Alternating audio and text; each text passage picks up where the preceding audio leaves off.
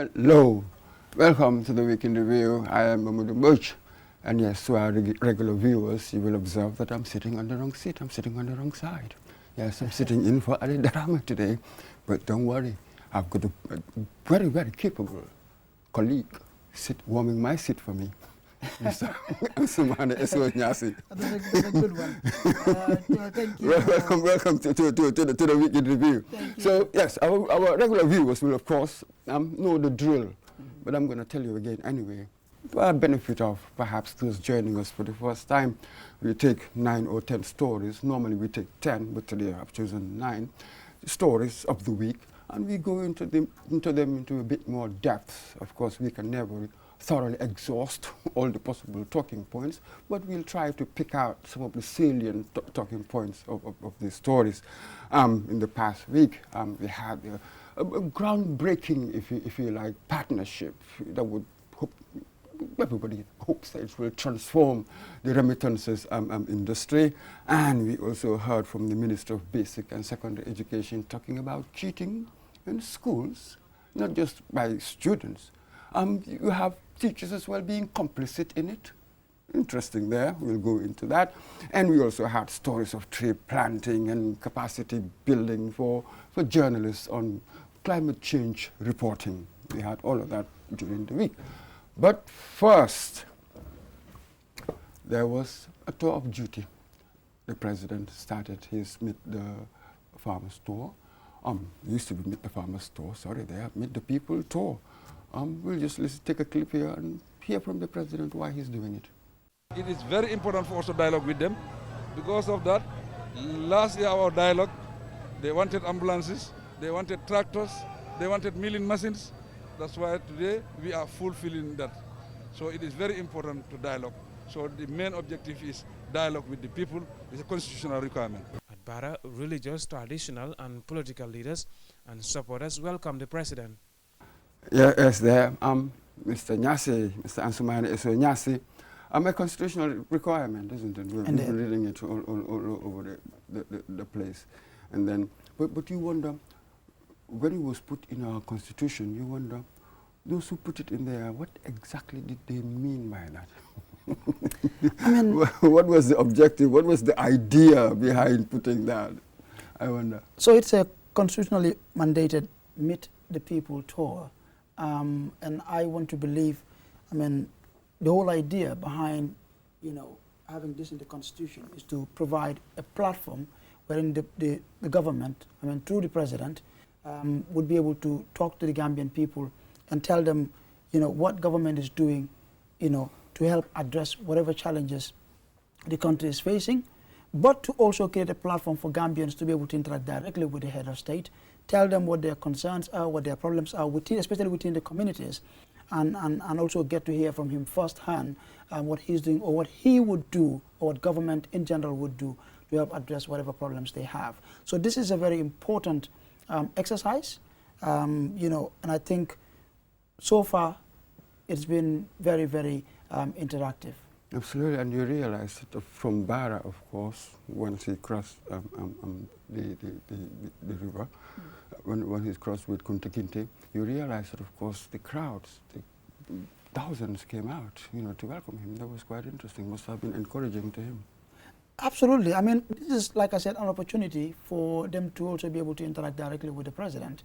I mean, he certainly is one of the busiest people in this country. So, I mean, you rarely see him except, when there are certain occasions, and then you get to see him or even get to hear from the president. So when there's an opportunity like that, I mean, I think, anybody, even you and I, if, he happens to come here, we would certainly want to meet him. I mean, he's the head of state, and like I said, here's an opportunity to be able to interact directly with him, and it means a lot to every Gambian, really. Absolutely, and it seems this time, perhaps this has been the case, this time you realize that he would get, or they would get, a few constituencies together. In fact, our reporter has been using the word joint in the reports. And yes, part of the dialogue was for these people to tell the president really what their challenges are. And you realize that in most cases they'll praise him, So maybe there's a project here or there, or a project that's about $1 billion on the one hand, and then on the other hand, they will tell him about the challenges they face. You realize throughout. Absolutely. I mean, if you observe, I mean, I remember last year when he went on tour, most of the complaints, or concerns that were raised had to do with the agricultural sector and the health sector. I mean, regarding agriculture, you had farmers complaining about the lack of enough fertilizer. You had them complaining about the lack of tractors, tilling machines, and all of that. But we realized this time around, the concerns are, even though they're talking about these things, but not as much as they were talking about them last year, because tractors have been distributed, fertilizers as well. But I've heard the president complain in one of his meetings, that he's getting reports of people selling fertilizers, at, very high prices, and that he thinks isn't right, and he wants that addressed as soon as possible, which I think is very important. I mean, because we have to make sure that fertilizer is affordable to the farmer. The average Gambian farmer really isn't financially strong, so I think that is a very good observation. Also regarding the health sector, we have ambulances being distributed, which is highly commendable. I think this is one thing we just have to say, that really it's a very good move from government. We know that in most of our, general hospitals, it's always a problem, especially when it comes to transportation or moving patients from one point to the other. So to have these ambulances being distributed, I think it's a good thing. Absolutely. I mean, especially if one puts it in the context that before this consignment, we bought this 80. Apparently, we bought 80. The stores we've got 80, but so far 20 have been delivered, which are the ones that he's distributing right now, and there would be more to come. And before this time, we had 67. To have these ambulances really, especially in hospitals, around the remotest villages in this country, I think is a good thing. The last few years, we keep having reports of, women in labor, we've lost so many lives as a result of, not having any means of transportation from one point to the other. So this is going to help address that. And it is going to also, help save so many lives, especially with patients who would need referral to, major hospitals. I think it's really a good thing. Yes, so the sort of like emergency response, exactly. as it were, exactly. that's the key. But of course, always we talk about sustainability. We know some of what our shortcomings are. Yeah. So now the one's got the ambulances being distributed. Next, of course, the trained staff. We understand that there were some who were sent to, was it Turkey? Yes. To get a training of trainers. Training, so that when they come back, they can transfer that knowledge. That will be key, and the maintenance, and to make sure that we've got fuel in them. So all of these things will really matter, will really determine how effective, how well they serve their purpose, as it were. We hope that we wouldn't come back in a year or two and you see them, some of them at least packed. I think you've highlighted a very salient point. I've heard the president address, kind of encourage the local government authorities, chiefs, alcalos, and the others to, make sure that these ambulances are well taken care of. I think sustaining them is very, very important, because we need them to serve us for as long as possible. Especially given how much, we've had to struggle before we have these ambulances. So I think it's important, really, to be honest. Absolutely. And also, during this tour, so far it's not over yet, it's just been 1 week, hasn't it? He's made some promises, building skill centers all over the place, and health centers. I think the Minister of Health also said that. Yeah. So that's a challenge. People will hold him to it, and all needed. Well, he mentioned fulfilling promises, and I think this is important. It's, customary. We keep having these things all the time. Whenever the president goes out, like I said, it's an opportunity for him to also tell Gambians what plans his government have for them as far as our development is concerned. So he's made, several promises, especially on youth and women empowerment, building skill centers, and even constructing roads as well. I've seen, that he visited a project site, agricultural project site, but then the road linking the main road to the project site isn't really that good, and he's promised to have that fixed as well, which I think is good. So for the promises, well, I hope they're fulfilled. Absolutely. But we have to say this because we have a few months to go to our elections. No doubt a lot of people will see this as a kind of electioneering, you know, he's using it to promote NPP interests and all the like. How do you see that part? I think it's been you know, it's been the feeling, especially on social media, with many government critics who would say that you know, the tour is being politicized, and this is a constitutionally mandated tour. I mean, you get this all the time, but I think whether election year or not, you would expect the president to at least say, we're going to do this and this and this. It's expected. Yes. I mean, otherwise, I mean, that is why he's there. That is why he's voted, to be able to address our problems and tell us what plans he has to help improve our lives and livelihood. So you expect that, of course. That's it. But for me, I get a bit confused when I hear stuff like this. The tour has been politicized. The tour, by definition, is political. Indeed, it is. It's the president doing it. Yeah. It's by definition political. So we're sort of hankering after all these idealistic illusions about what democracy is about, but the hard reality is it's by nature political. It is. I mean, politics is about ideas, it's about policies, it's about plans. So if you have a tour wherein you have to meet, I mean, the citizens and talk to them, get to hear from them, and then tell them what plans you have for them, I mean, naturally, it's politics. So you're very right. Absolutely. And I wonder, throughout, you know, from one village to another and another, you've seen the number of people who've been coming out. I mean, if you're one of the political parties intending to vie against the president in December, how would one read that?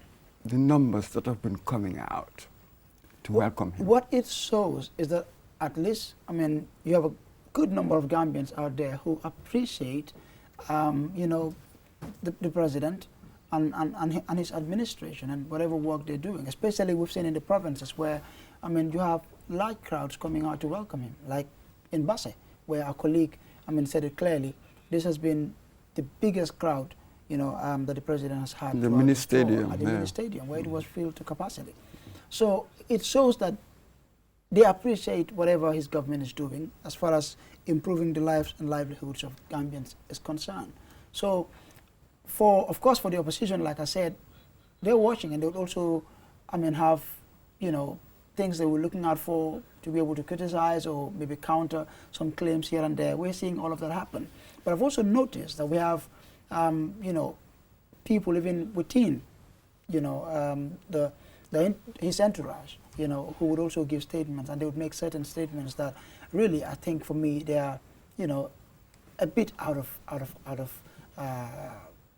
I mean, either out of context or out of bounds. I think, you know, these are things that they should also be mindful of and try to focus more on selling government agenda, you know, the ideas, the policies, the plans that they have for the people, than going after political opponents. I know it's election year, but this is something that, you know, it's good to take note of. Right? You're absolutely correct. It's just that somehow people, we just never do what we ought to do.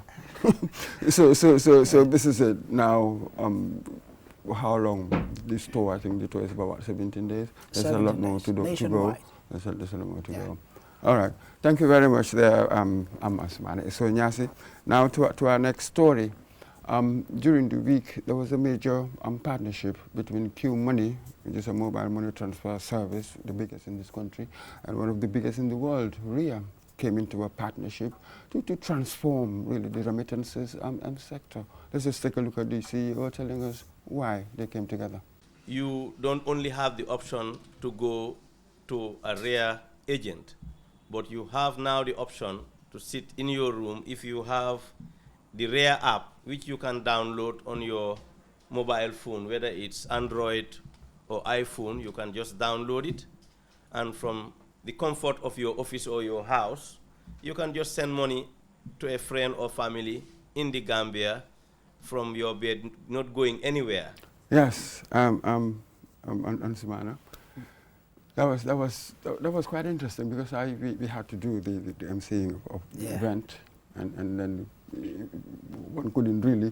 It was then that one realized really how big it was when we saw all those central bank governor and all the other dignitaries there. That was really one understood the scale, the impact, the significance of this partnership.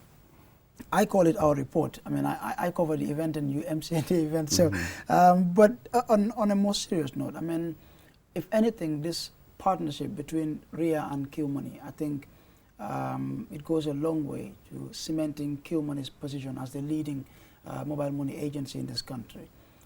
RIA is a household name within the global digital money transfer market, and to have them partner with Q-Money, I mean, it just couldn't have been any better, especially for, I mean, we know if you look at, you know, remittances in this country, you have so many Gambians out there, you know, who are sending in a lot of money. I mean, I had the first deputy governor of the central banks, Mr. Jabi, say, I mean, from January to August this year, we've had about, what, $530-something million that have been sent into this country. And I think this is really huge. It's massive if you look at the size of our economy. So for me, what this partnership does is it makes, you know, money transferring money from, you know, outside Gambia to Gambia to families here. It makes it even more easy and accessible for people here. And the fact that the receiver in this country is going to be able to access whatever money is being sent to you at no cost. I think it's just amazing. Like I said, it is one of those partnerships, one of those projects that has a direct impact on the lives of people. So for me, it just couldn't have been any better. Yes, and from a business sense, we know that so far we haven't got that deeper penetration, if you like, that reach of people using mobile money, you know, using their phones as a banking, as it were, tool. But again, it tells you the potential. You know that going forward, there's going to be a market, really, that's going to open up. People will begin to do that. We've just been slow, perhaps, to adopt this new technology. But you know that as a business concept, in business terms, that's just brilliant. You know, before I started using Q-Money, I was a bit skeptical, and I didn't like it much at first. But when I started using it, and then I realized, I mean, it was making life easier for me. I'm able to buy credit, I'm able to buy cash power, I'm able to send money, I'm able to receive money from Q. I mean, it's just easy. And the fact that you have it linked to your Ajibo EcoBank account as well, I mean, it just couldn't have been any better, like I said. And I just want to seize this opportunity to encourage our viewers out there, especially QCell customers, to embrace the service, you know, use it, and you see for yourselves, really. It's just amazing and very convenient, easy to use. You know, it's a service for the people. Well, absolutely, and it was interesting there. You said at first you didn't like it, but there was no reason really why not to like it. But maybe the fact that it was new. It takes time for people to take to something new. Yes. So just conquer your you fear. know, I had this fear as well. We know we're in the technology age, and you know, you have hackings here and there, and I was wondering how secure is the system as well. But again, I think it's good that we had Mr. Njai and even the CEO, I mean, Mr. Jai as well, stressing, you know, how secured the partnership, RIA Q-Money service is. You know, I think this too is important that, you know, we let people know and continue to emphasize on this, that it's a very secure service, and you don't have to fear anything. Yeah. All right. So thank you very much there. So now we move on to our next story. During the week, officials from MOPSI, the Ministry of Basic and Secondary Education, went to visit Mr. High School. Apparently they had conducted research into the grades 9 and 12 exams, and they said they found some students cheating, even teachers, schools colluding in it. Let's just listen to the official tell us why he thinks that this is going on. One of the causes that we have seen coming out from the research is weak conduct of internal assessments. for instance, schools conducting their exams at the level of the school do not take it seriously or do not apply all the rules and regulations that are needed or necessary for the conduct of free and fair exams. And once students obviously know about this, obviously they will obviously equally develop a laissez-faire attitude towards exams, and they will be doing things that they should not be doing, because once they know that if I cheated in the exams, nothing comes my way, obviously it will be a normalized thing with them. And this is exactly what had happened, or what is happening in most of those schools. So I have to say, when I listened to that, I was quite shocked, mildly shocked. Quite shocking. I can't believe it. What did you make of that? Weak conduct of exams, people not following rules? I mean, I think this is quite worrying. Our workforce as a nation, comes from the schools to the tertiary institutions, and then into the job market. To really have, these very worrying reports of examination malpractice and cheating and all of that, I think for me it's really very worrying. When I was going to high school, we do have reports here and there of certain schools, that are engaged in examination malpractice and all of that. But, I hardly believe these things, really. But to have officials really who've conducted, series of researches raise these concerns, I think is very worrying. Absolutely, and the thing is with students, some of them at least have always tried to cheat. That one is standard with students ever since, I suspect. Since man invented, if you like, schools and students, you've always had that. So I think really the worrying thing is the collusion of the establishment itself. Now that we must be really having zero tolerance for that sort of thing. I was shocked to hear him say that. I mean, for students, one would say maybe you would expect that, here and there, but to have, teachers really, or the school administration also being complicit in such, unscrupulous acts, really, I think, it's just unbelievable. It's almost like a commercial really pressure. Unbelievable. In many ways, isn't it? Yeah. Because they wouldn't want their students to fail. Maybe when they fail, perhaps fail again, their parents will perhaps decide to withdraw them. Or maybe there's a league table, you're competing with other schools, who's got the best this, who's got the best that. So you will compromise all sorts of standards just for this fake, artificial But then I think it makes more sense to enroll the best students, employ the best teachers, putting strong foundations, very well organized structures in the school, and the results will come naturally. I mean, it's better than resorting to cheating or engaging in such acts. This is really very worrying, to be honest. Absolutely. I've spoken to a few teachers. Some time back, I was into education at the QIT. So one realized that most of these schools really do not have much money. So the few students that they have, they will hold on to them. When one wonders what's going on, how much monitoring is going on with the what do you call it, state schools, which is really very, very important. But we realized that really the quality of the schools, there was something going on there. It needed upgrading. It needed a serious looking into. I agree. And you know what this does is, it projects a very bad image of our education system. And I think this is something that everyone should pay attention to. And I hope that officials at MOPSI and even more HAS as well, the two ministries would look into these things, very seriously and try to address them as soon as possible. Absolutely, and there's really a PR job to do as well, because here perhaps what these teachers do not realize is that afterwards these kids, these students, they're going to want to have jobs. Yes. Afterwards, when they come to the job place, that's where they're thoroughly exposed. So we are beginning to see it reflects. Yes. So now when they said that you have schools colluding in this, we said little wonder. No wonder that sometimes we will get certain applicants, you look at their papers, it's glowing. Yeah. 100 pass, some nice stuff. But again, the quality of their output, when you deal with them, it is not so glowing at all. You've touched on a very important point there. You walk into any workplace in this country, you have people with very nice CVs, highly impressive resumes, and with degrees and all of that. It's good. We need that. but the quality isn't there, and I think this is a contributing factor. Really, it's very discouraging. Just doesn't tell well, and I hope that, you know, authorities would look into these things very seriously. Thank you very much there.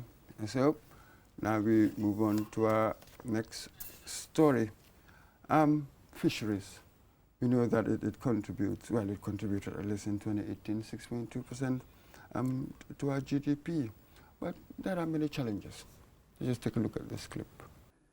From the economy to nutrition, the fisheries sector remains a major contributor to national development. However, the sector has over the years faced challenges, many of which are caused by overfishing by industrial and small-scale fishermen and climate change. Given the sector's importance to our national economy, the National Association of Artisanal Fisheries Operators, in partnership with their umbrella body, CAOPA, under the leadership of the Ministry of Fisheries and Water Resources, are currently engaging 40 stakeholders from the Gambia and Senegal to address challenges and provide better management strategies. Yes, I'm there. Yes, so you actually covered that story. Yes. That's it. So you'll be able to tell us more. Yes. This. So actually, you have you know, the National Association of Artisanal Fisheries Operators and their Senegalese counterparts who've come together with the support of the Ministry of Fisheries to, you know, look into the challenges, you know, in the sector and try to find ways, you know, of addressing those challenges, and also come up with, you know, a joint plan as to what can be done to, you know, help, you know, both countries, especially when it comes to challenges that are being caused by either climate change, small and industrial, you know, fishing. So these are all things that they're looking at, and you know, I think for me, this is a very important move. You know, if you look at our fishing, our fisheries sector, it's also contributing to the economy.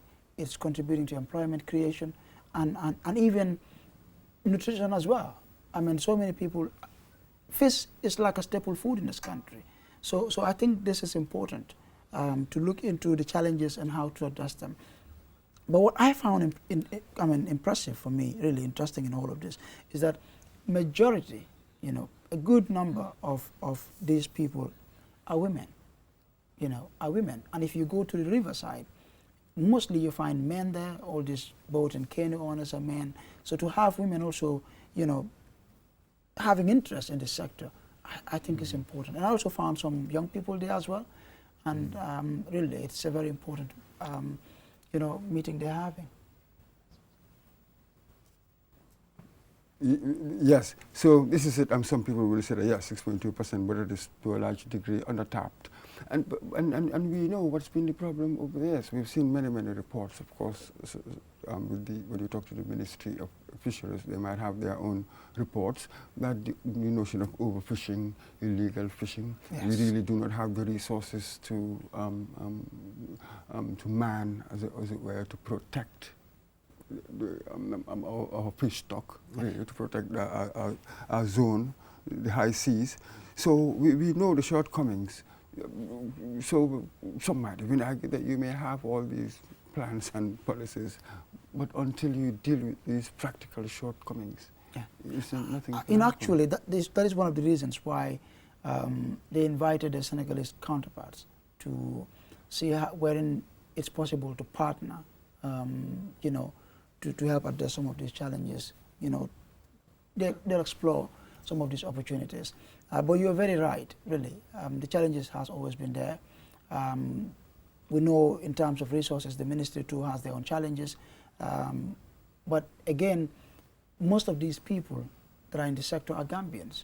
And I think it's about time that, you know, we don't just do the talk, but walk the talk as well. You know, work on addressing these challenges. So for me, this couldn't have been timelier, and it's important. I hope that whatever recommendation would come out of this meeting they're having would be looked into.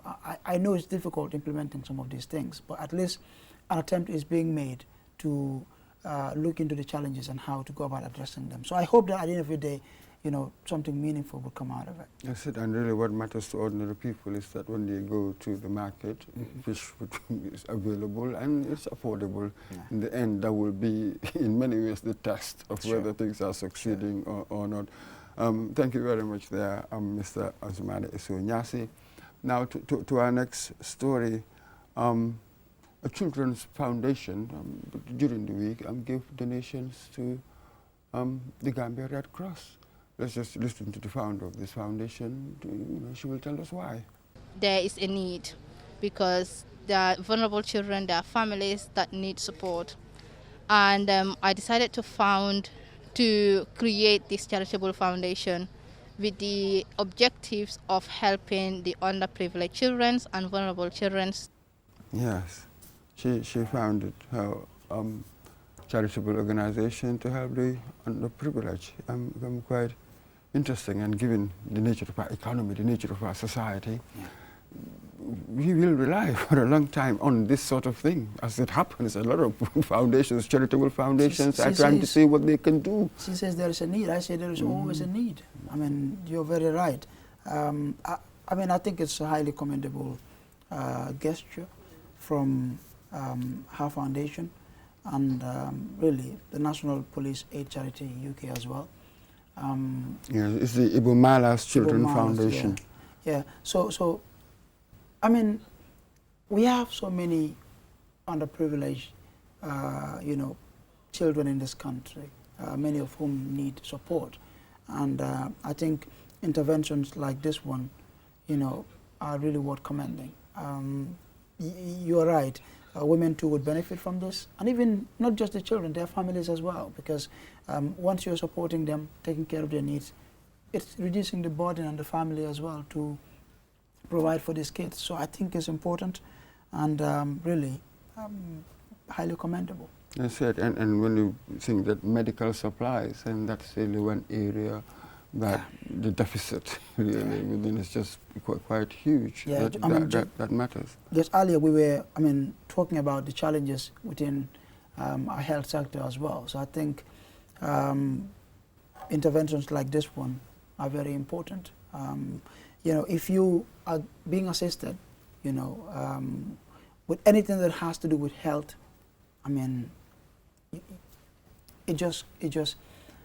I think it's a good thing, really, basically. And I would like to commend, the Ibu Mala Children Foundation and the National Police Aid Charity UK for this intervention. And, I hope they would keep supporting because, it's really needed. Absolutely. But for me, I have to be honest here. My worry is that one wonders whether most, at least all sort of organizations, if you like, yes, I'll even say all, should have a kind of donation policy. Yeah. By that, I mean, you look at your organization, you look at your situation and see what you need most, where you will need most help. It's like somebody asking you, how do you want me to help you? Once perhaps you have that, then donors will know that this is what you're going to bring. Because what I've read some critics, what they're scared of, what their fear is that we might use this place as a dumping ground. The sort of stuff that perhaps is not needed in the West. Then you will have people, they will talk somebody into forming a charitable organization, perhaps give you some money, and you come and dump things here. Yeah. You're very right. I think this has also been, I've always had this fear as well. If you look around, you realize, especially if you go out, you have so many items being sold, even in the streets, and you look at some of these items, you tend to wonder, why do we have all of these things here? So many refrigerators out there, so many cars out there, So I think you're right. There should be some form of a policy. Yes, anyway, I think everywhere. Really, they should just have a donation policy in case somebody wants to donate to you. You say, please, I know it's difficult, but I just don't want perhaps one doesn't want anybody to just come with anything. Sometimes they'll bring it, of course, they say, well, we will need it. You know, it will be desirable, let's put it that way.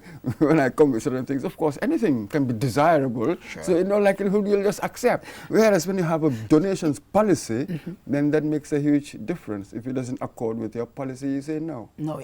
It has to be like that. You're absolutely right.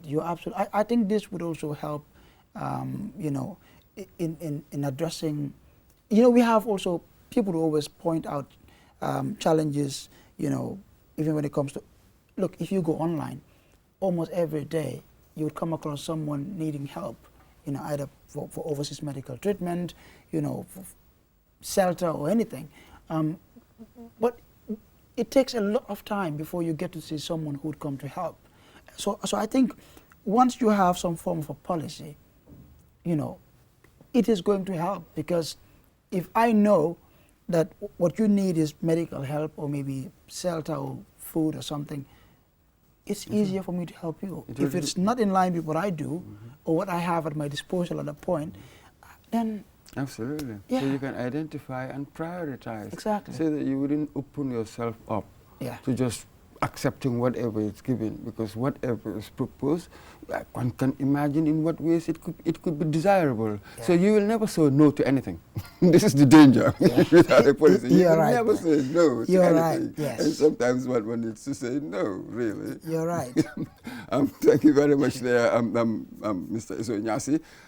I think now we'll go for a short break, and don't go away, we'll be right back. Looking for the fastest and easiest way to receive money transfers from abroad? Well, QMoney and RIA just made it happen. Now you can receive international money transfer from RIA directly into your QMoney account with no additional cost. Once you receive an SMS alert about your transfer, walk into any QMoney agent across the country to receive your payment for free, or use the money immediately to buy credit, QPower, and other QMoney services. It's fast, safe, and convenient. For more info, call customer care on 133. QMoney, Sinu Calpe. Terms and conditions apply. Now, with Aji Bank, you can make your vehicle number plate payments without any hassle. Walk into any of our bank branches or agencies located at Banjul, New Joswang, Karaba Avenue, Bakote, Tranquil Brusubi, Brikama, Basse, Farafenye, Numuyel or Garawal. Your number plate payments now made easy with Aji Bank. For more information, please call us on 422-8405 or 377-5811. Aji Bank, your investment partner. Welcome back to the Weekly in Review. I am Urumbo, sitting in for Editor Rami. You've missed 5 stories, but we've got 4 more to go, interesting ones. And my guest today is Mr. Ansumane Iso-Nyasi, the very capable hands of Mr. Ansumane Iso-Nyasi. Now let's go to our next story. It's in Banjul on the beach. As part of a project, the Banjul Ostend is in Germany, project, some of them are trying to fight back against climate change. Let's just take a look at this clip. This is something that will continue, and it's not just 5,000 coconut trees. There would be 100 other species, 100 other species. That will be another variety that will be planted along the beach of Banjul as well. So the target here is to go from, right now we've just started at the main entrance of the beach, of course, which is a black and white Atlantic Hotel, and goes down, and we've stopped around the cemetery. And we are going further down to, the plan is to extend to the bridge, because if you could see, the reason why we did not extend earlier was because of water shortage. So actually, you also covered this story, and it was quite interesting, because overall, I think we've been getting lots of stories about these community initiatives, people planting trees. Suddenly we are beginning to realize the significance of having these trees, when for a long time we were the ones actually chopping them down. Yeah. I mean, I loved it, really. If you go to the beach in Banjul now, you'd be very impressed. The place is clean. You know, it's very beautiful out there, and you have people, you know, going to the beach with their families. You know, you enjoy the shade. Like I said, the place is also looking very colorful. But the important thing here is the fact that efforts are being made to protect the beach, to protect Banjul. And I think for me, this is highly commendable. So this is a project that is being funded by the European Union, and is being implemented by the Banjul City Council in partnership with Austin, the city of Austin. So it's called the Banjul-Austin Citylink project. It's a 5-component project. Not only the environment aspect of it, they're also into education and other areas. But this is, for me, one of the most interesting ones. So, I was fortunate to also plant one of those coconut trees. So I hope that maybe next year this time I'll be able to go there and enjoy the shade. But again, very important. The target is to plant about 5,000 coconut trees and 100 other different species. I would encourage you to go to the beach in Banjo and see for yourself. It's just amazing.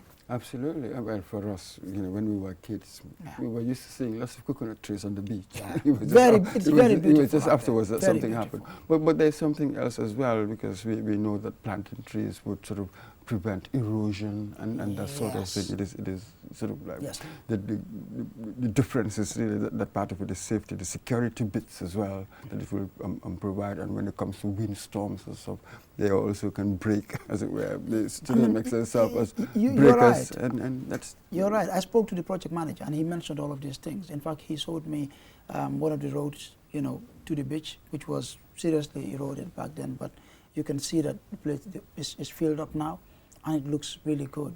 The other thing is there's also this, economic benefit to it as well, because for each coconut fruit, it's sold at what, $30 at the market now. So each coconut tree would give you about 200 coconut fruits, all right, and it would bear fruit about like 3-4 times a year. So if you look at that economically, you're planting about 5,000. How much is Banjul going to benefit from economically from these coconut trees as well? So I think it's important. It will serve as a windbreaker, prevent erosion, the flooding as well, give shade to Banjulians. It will beautify the beach, but it will bring in revenue as well for council. So it's a very important project. Absolutely. And they have caretakers there, and even security to look after these coconut trees to ensure that they grow without anyone tampering on them. And you have people also that have been employed to water these coconut trees every single day. I think it's important. Absolutely, and we should take these things seriously. The effects of climate change. Recently we've been seeing how devastating the effects have been, over the years. And then we are told that with Banjul as well. I read one survey that perhaps in 45 years, with perhaps 1% sea rise, Banjul will be covered. It will be gone. It will be inundated. So we should really take these things seriously, because we are particularly vulnerable. We're very low-lying. We're a very vulnerable country to climate change effects. Very true. If you go to the beach now, you realize that, at least you can feel the impact. You can feel the impact of this project already. If you are a Banjulian. You've been to the beach many times. If you go there now, you can feel the impact of this project. It's kind of sloppy, and you can tell that it's already having an impact. So for me, I think this is very important. Climate change is real. We've all been feeling the impact, but to have projects like this, for me, my concern now is about sustainability. How do we sustain these things? You've just told me that growing up in Banjul, there used to be these coconut trees. So there has to be continuity. It's not just having the project there and then after a few years, it's gone and we having to start all over again. It has to be maintained such that, we will continue to reap the benefits. All right. Thank you very much there, Mr. Eso Nyasi and Sumana Eso Nyasi. Actually, our next story is quite it's related as well. During the week, there was a training for journalists to improve their climate change reporting. Let's just take a look at this clip. We cannot overemphasize the importance of such a meeting, such a workshop, where the capacities of the so-called fourth estate is going to be developed to help in articulating and in publicizing, and of course in increasing awareness and understanding of the general public about the issues surrounding climate change. Mr. Nyasi, I mean, they're singing the virtues of, as it were, of proper, good climate change reporting. I'll say there for you, perhaps an A+. you covered the one we just did, the tree planting. It's all part of the same effort, isn't it? I mean, I think the peers have said it all. We play a very critical role as far as disseminating information is concerned and creating awareness, especially around some of these issues. And I think, you know, capacity building for journalists, I mean, it's really very important. At the end of the day, everyone relies on journalists for information. So you also have a lot of, you know, information, misinformation, I would say, that is being sent out there that isn't right. And you would need journalists to, you know, help bring out, you know, the right information. So to build their capacities also, you know, help them understand issues, because some of these things are quite technical. Help them understand issues, I think is important, really. That's it. And actually to find out what is our climate change policy. I mean, it was quite interesting that the British High Commissioner, you know, they supported, I think they sponsored this training, was saying to journalists that you better go ask, I mean, your candidates for the presidential elections in December, you better go and ask them what is their climate resistance plan, what is their plan for climate resilience, as it were. But this is it, we have to ask them, because... You know, I think for me that is a very important point he's made. If you look at our politics generally, what we do all the time is just criticize, criticize, criticize. But no one would come up with either, I mean, a possible solution or tell you that if I am, you know, elected into office, I would do this, or I would do it this way, or this is my policy. You know, I think he's made a very important point, and it's about time we start holding up, I mean, all these politicians to I mean, accountable. You know, we have to ask the difficult questions. What is your policy, you know, around climate change? It's important because we're feeling the impact. We've had, what, 2 or 3 serious devastating disaster incidents, I mean, this year alone. Lives have been lost, so many properties lost. So I think it's important. He's made a very important point. Absolutely. So the journalist, your work is cut out for you. Now we move on to the next story, to Guinea. The junta, they've been calling a series of meetings. You know, they've been having consultations with religious leaders, political leaders, and the like. Let's just take a look at this clip. This was the first of many meetings that the National Committee for Rally and Development, CNRD, led by Colonel Mamadi Doumbouya, is expected to have with political activists, civil society, and international representatives. According to a Reuters report, the coup leaders say the week-long consultations will lay the framework for the formation of a government of national unity. Yes, there, Ansmana, I mean, in Guinea things are still unfolding. You know, this is like the immediate post-coup, as it were. So interesting, they're meeting with people. They say they want to form a unity government, and many people will say, ooh, where have we heard that one before? You know what is happening in Guinea is quite synonymous to what happens, you know, almost all around the continent whenever there are coups. Now, you know, coup d'etats for me is just, I mean, I so much despise, I just don't like coup d'etats, to be honest. What it does is, for me, it retards, you know, us as a people, especially when it comes to our development, you know, towards our democracy. It in some way, it's like starting all over again. But again, these things are caused, there are really factors that led to all of this. And I think one main factor I would like to highlight is the fact that our African presidents, really, in most African countries, the constitution would say 2 terms, but you would want to serve beyond that. Maybe you would want to change, you would, you know, go about changing the constitution, and sometimes the way they do it, you know, it's just rather unfortunate. But I think Absolutely, you're absolutely right. But the way I see it is that we're not going to spend much time on this. But the way I see it is that coups are really symptoms of the failure of democratic politics. Really, so I'm not sure the coups are causing anything. They are symptoms of something. Well, maybe that's that's an argument for another point. Yeah. But finally, we've come to our final story.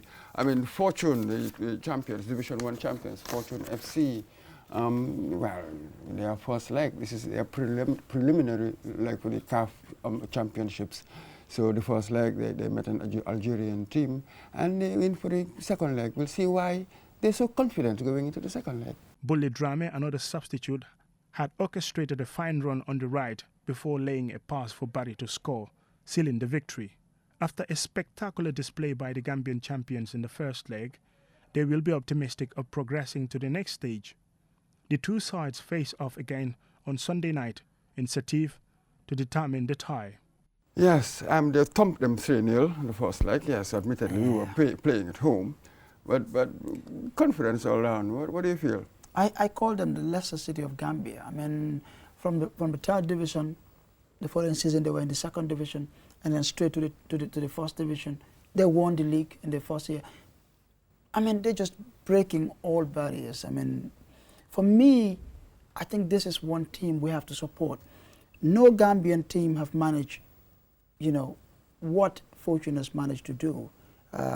Being in the CAF preliminary qualifiers and winning, winning a match. All right. Is that it? Okay. That margin. Have we ever gone beyond the preliminary? No, that CAF? no, We've never no. gone. So there's a No. huge chance that they will Indeed. be the first to go beyond the preliminary. Yes, absolutely, yes. Yes, for the first time we're having this. And I think that is why even when they played at home, the stadium was almost filled to capacity, because you get a sense, you get this feeling that here's a team that is going to do very well in this competition. We've never gone that far, this far in this competition. So for me, I am optimistic, and I hope they would win, or at least a draw, and then see it through to the competition proper. And then winning the championship, that was their first, wasn't it? Their first title. Yes. It was quite their first remarkable. time at that level, and winning it for the first time. And it's a team that's been around for a while. We're playing in the Nawetan, local Nawetans, and then third division, second, first division. They won the league. Remarkable. So the second leg is actually tonight. Yes. Immediately sort of after this program, I think it's 9 p.m. Our time. That will be the second leg in Algeria. Yeah. Are you as optimistic? Very optimistic. Very, very optimistic. Our colleagues spoke to some of the players, and you can, feel that they're also very, very optimistic, and I think it's a good thing. Yes, going there with 3-0 should really give them the confidence. If you look at our Gambia, if you look at our history, when it comes to football, whenever we play, just North African teams, it's always very difficult. We struggle really, especially when we play away. But here's a team that everybody's optimistic, that they would be the team to break the course really for us. All right, thank you very much to Jane Juf, their coach, and the team, Fortune FC. Good luck. Guess what? Our Amat of the Q Group, Coach Amat Cham, is with them. Absolutely. Yes. Thank you very much there, Mr. Ansumane Esonyasi, for your insights there during our discussions. And thank you very much there, our viewers. Until next time, and possibly next week, Adi will be here. I'll be on the other side. Goodbye.